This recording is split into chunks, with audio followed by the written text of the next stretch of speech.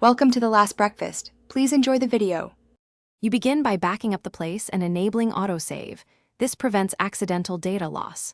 Open Starter Player and locate starter character scripts because the auto-back behavior usually ties to character scripts. Once there, check Starter Player settings and disable Reset on Spawn for testing unless you need Respawn. Now, create a copy of any existing auto-back script so you can edit safely. Make sure to keep a timestamped backup file. That way, if changes break anything, you can revert quickly. You now locate the offending script. Search for names like auto-back or return in workspace and server script service. Read the logic. Auto-back usually moves humanoid root part or set C-frame. Understand whether it uses delays, loops, or player state checks.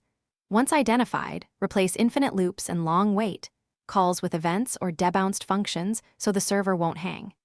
Edit position interpolation to use tween service for smooth motion. This prevents teleport jitter. Save and run a local test to observe behavior in real time.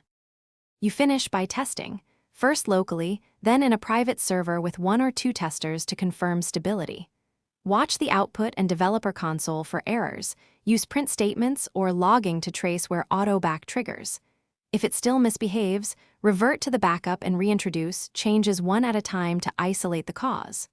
One key troubleshooting tip: if teleport jitter occurs, verify server client authority and switch movement to server side with smooth tween service interpolation. This usually resolves most auto-back issues. Thanks for watching. If this was helpful, leave a like and consider subscribing. See you next time.